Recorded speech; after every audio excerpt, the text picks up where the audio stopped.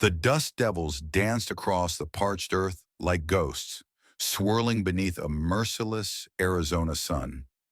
Mason Grant squinted against the glare, the taste of grit between his teeth as familiar as breathing. Three bodies lay sprawled before him, their blood darkening the thirsty soil. His Colt Army Model 1860 hung heavy in his hand, barrel still warm. He hadn't wanted this. But when the Harlow boys had drawn on him, there hadn't been a choice. Mason holstered his weapon with practiced precision, the worn leather fitting the gun like an old marriage. The revolver had been with him since Antietam, where he'd earned both his scars and his reputation with the 12th Pennsylvania Cavalry. That had been 18 years ago. Sometimes it felt like yesterday. Sometimes it felt like another man's life entirely. The cattle tracks led north, toward Harlow territory. Mason had followed them for half a day before the ambush. 3 men dead and not a single cow recovered. The message was clear enough. Should have left it alone, Grant, Sheriff Taylor had warned back in Redemption. The lawman's eyes had darted nervously as he spoke, his badge pinned to a vest that seemed 2 sizes too large for his frame. Tyler Harlow ain't someone to cross. He's got 20 men, all killers. You've got, what?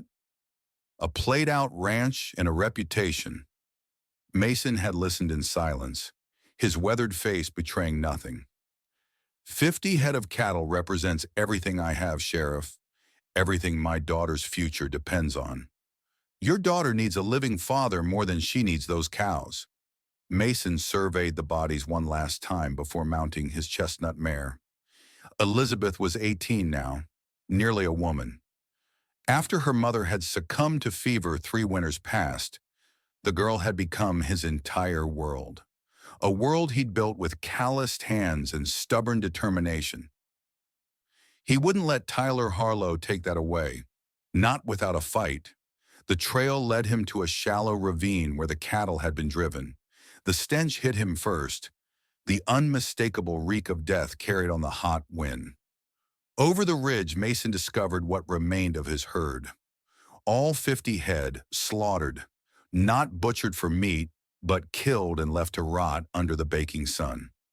A message staked to the largest bull caught his eye. He dismounted, boots crunching on the bleached earth, and tore the paper free. Final warning. Mason's jaw tightened. This wasn't about cattle theft anymore. This was Harlow marking territory, sending a message meant to inspire fear, to break a man's spirit before breaking the man himself. Night was falling as Mason guided his horse back toward Redemption. The desert transformed in the darkness, the heat of day surrendering to a bone-deep chill. Stars emerged overhead, countless and indifferent to the concerns of men. In the distance, a coyote howled, a sound of loneliness that resonated in Mason's chest. The distant crack of a rifle shot shattered the silence. Mason reined in hard, listening. 3 more shots followed, then the unmistakable sound of a woman screaming. Without hesitation, he spurred his mare toward the sounds, keeping to the shadows of the rocky outcroppings that dotted the landscape. Over the next rise, he spotted a small homestead, the Moore place, if he remembered correctly. New settlers, barely 6 months in the territory, a family with young children. 6 riders surrounded the modest cabin, torches illuminating the scene in hellish orange light. Tyler Harlow sat atop his distinctive pinto stallion, directing his men as they fired into the structure. Mason could make out faces pressed against the windows, terrified children watching as their sanctuary was turned into a shooting gallery. Tyler Harlow stood out among his men, tall and lean, with a shock of prematurely gray hair, despite being no older than 35, a Confederate cavalry captain during the war, if rumors were true. Now he ruled the northern part of the valley through fear and blood. Mason assessed the situation with the cold calculus of survival. 6 against 1. Bad odds by any measure. The smart play would be to ride away, to live another day. But if he did, the Moore family wouldn't see morning. Some decisions made themselves. Mason dismounted, secured his mare, and checked his weapons. The Colt held 6 rounds and he had 12 more in his belt. His Winchester rifle carried another 15. 23 bullets against 6 men. It would have to be enough. He moved like a shadow, using the terrain to his advantage. The first Harlow man died without ever seeing what hit him. A knife across the throat, silent, inefficient. The second fell to a single shot as Mason claimed his position near the barn. The remaining 4, including Tyler, scattered for cover. "Who's out there?" Tyler's voice carried across the yard. "Show yourself!"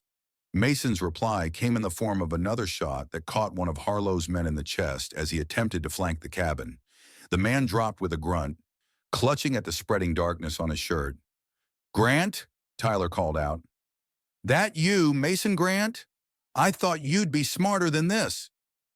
Mason shifted positions, moving through shadow. "Let the family go, Harlow. Your quarrel's with me." Laughter echoed across the yard. "My quarrel's with anyone who doesn't understand the new order of things. This valley belongs to me now. Every acre, every drop of water. These people refuse to sell.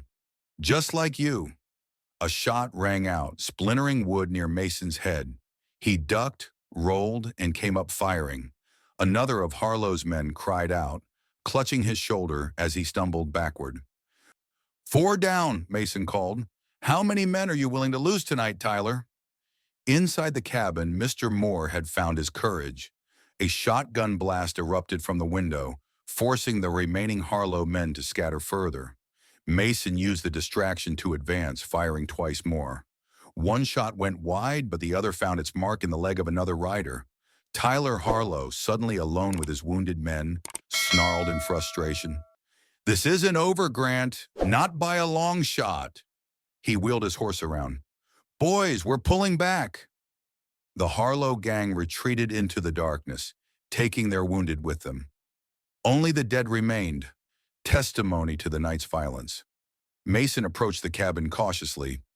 "Mr. Moore, it's Mason Grant from the South Valley. They're gone now." The door cracked open, revealing a thin man with frightened eyes and a trembling shotgun. Behind him, a woman clutched 3 small children, all wide-eyed with terror. "Thank God," Moore breathed. "They came at sundown, said we had one last chance to sell or they'd burn us out. When I refused," his voice trailed off. "You can't stay here," Mason said flatly. "Not tonight. Harlow will be back with more men." Mrs. Moore stepped forward. "Where can we go?" "We put everything we had into this place." "Redemption," Mason replied. "For now. Pack what you can carry. I'll escort you." As the family gathered their essentials, Mason learned more about Harlow's operation. The former Confederate officer had been systematically forcing out smaller ranchers and homesteaders, consolidating land and water rights throughout the Northern Valley. Those who resisted faced escalating violence. The local law, such as it was, looked the other way. Either bought off or intimidated into silence. "Why does he want the land so badly?" Mason asked. Moore's expression darkened. "Railroad's coming through next year. The main line. Whoever controls the water rights controls everything." The pieces fell into place. Harlow wasn't just building a ranch, he was creating an empire, and men like Mason stood in his way. By the time they reached Redemption, dawn was breaking over the eastern mountains. Mason delivered the Moore family to the church, where the pastor promised shelter. Then he made his way to the general store, which doubled as the telegraph office. "I need to send a wire," he told the clerk, "to my daughter in Tucson." Mason composed his message carefully. "Stay with Aunt Margaret. Stop, do not return home. Stop, will explain soon. Stop, love father." But as he was leaving the telegraph office, Mason spotted 2 familiar faces, Frank Jenkins and Bill Cooper, both veterans of the 12th Pennsylvania like himself. They'd settled in the territory after the war, eking out livings as small ranchers. "Mason," Frank greeted him solemnly. "Heard about your cattle. And what happened at the Moore place last night? News traveled fast in small communities. Mason nodded. Harlow's making his move. Not just against you, Bill added. Jenkins lost 30 head last week. My well was poisoned. The Wilsons' place was burned to the ground. Mason studied his old comrades. They'd fought together at Antietam, at Gettysburg, at Cold Harbor. They'd seen the worst that men could do to one another in the name of causes and countries. Harlow was Confederate cavalry, Frank said quietly. Word is he lost his family when Sherman marched through Georgia. He's got a particular hatred for Union veterans. This isn't about the war, Mason replied, though he wondered if that were truly the case. This is about greed. Maybe, Bill conceded, but he's targeting us all the same. They made plans to fortify their properties, to watch each other's backs. Safety in numbers, the same principle that had kept them alive during the war. Mason felt a grim satisfaction in the solidarity. Perhaps they weren't as alone as Harlow wanted them to believe. But as Mason rode back toward his ranch that afternoon, a column of black smoke on the horizon turned his blood to ice. He spurred his mare forward, pushing the animal to its limits across the unforgiving terrain. His worst fears were confirmed as he crested the final rise. His ranch house, the home he'd built with his own hands, where Elizabeth had grown from child to young woman, where he'd nursed his wife through her final days, was engulfed in flames. The barn, the corral, everything burned beneath pillars of smoke that rose like accusations against the blue sky. Mason approached slowly, the heat of the inferno washing over him in waves. Nothing could be saved. Everything he'd built, reduced to ash and memory. A piece of paper had been nailed to the remains of the corral post. Mason tore it free, his hands steady despite the rage building inside him. I have your daughter, a life for a life. The world seemed to tilt beneath Mason's feet. Elizabeth had never made it to her aunt's. Somehow Harlow had intercepted her on the road from Tucson. His little girl, his only family, in the hands of a man who killed without conscience. Mason rode through the night, following the trail to Harlow's stronghold in the Northern Valley. He didn't stop to rest, to eat, or even to formulate a plan. Time was against him. Elizabeth's life hung in the balance. Dawn found him overlooking Harlow's ranch, a sprawling compound nestled against the base of the mountains. A main house, 2 bunkhouses, stables, and corrals spread across the valley floor. At least a dozen men moved about the property, all armed. Near the main house, a small cabin stood apart, guarded by 2 sentries. That would be where they held Elizabeth. A frontal assault would be suicide. Even if he managed to kill Harlow, his men would cut Mason down before he could reach his daughter. No, this would require strategy, patience, and the element of surprise. Mason retreated to a secluded canyon he'd spotted on his approach. There, he finally allowed himself a few hours of fitful sleep, his dreams haunted by images of Elizabeth in danger, calling for her father. When he woke, the sun was high.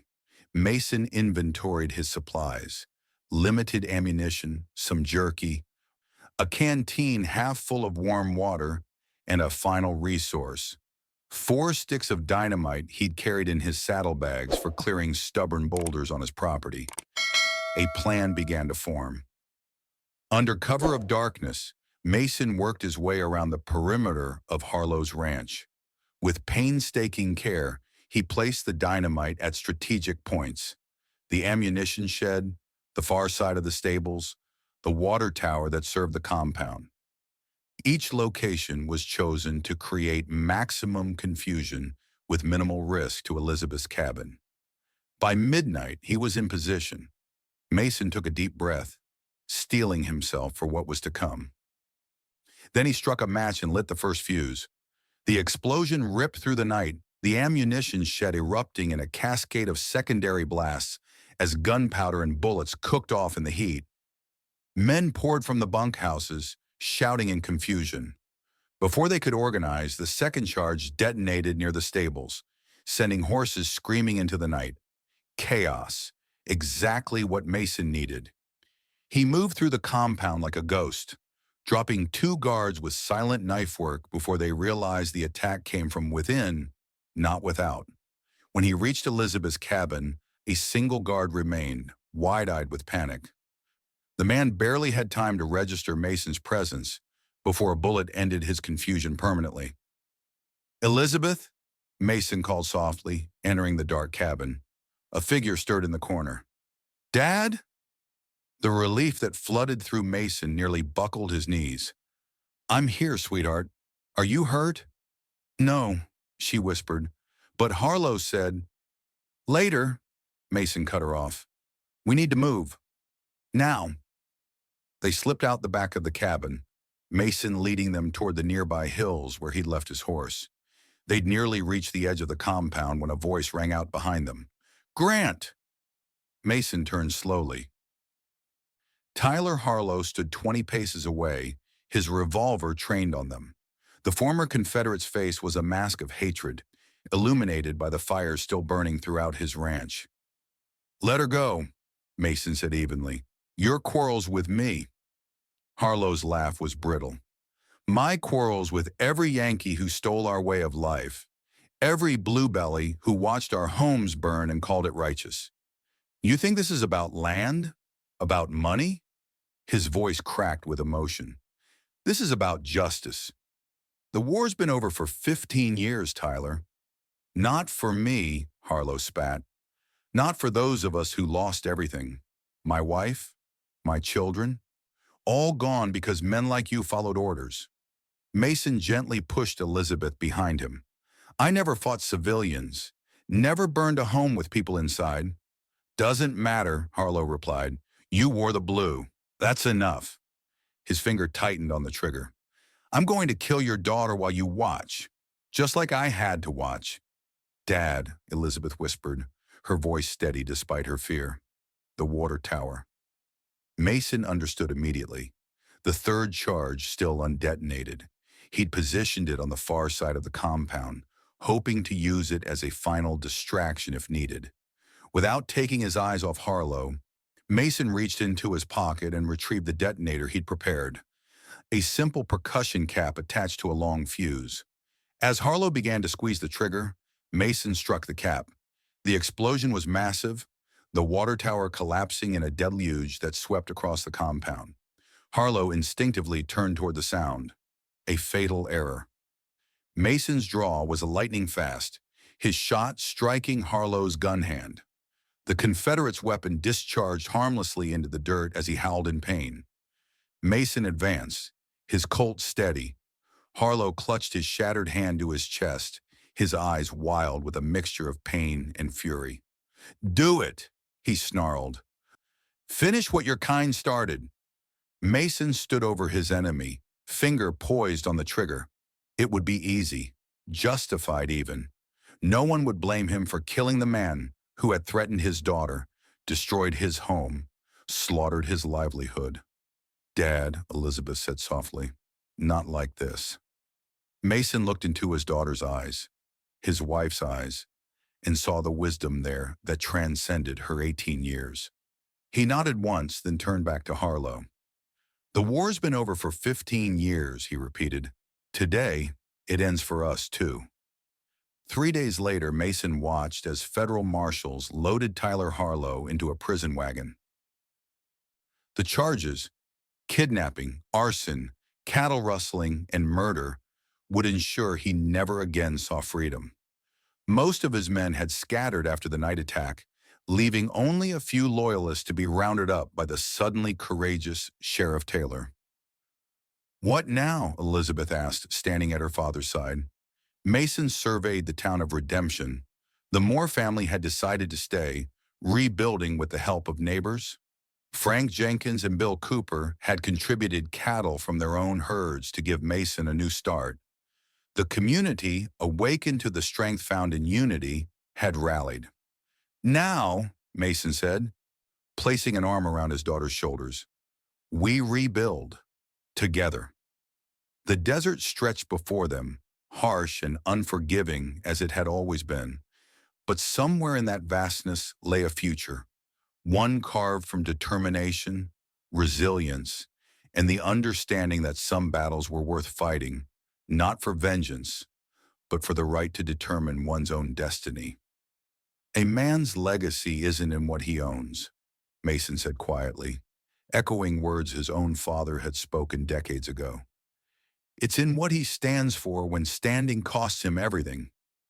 Elizabeth leaned against her father, strong and straight as frontier stock should be. Then we have a good foundation to build on. Mason nodded, feeling a weight lift from his shoulders. The violence was over. The healing could begin. And in this harsh land where only the strongest survived, he had discovered a strength greater than any gun, the courage to choose justice over vengeance and hope over hatred. Sometimes to end violence, a man must be willing to face it, not out of hatred, but out of responsibility to those he loves.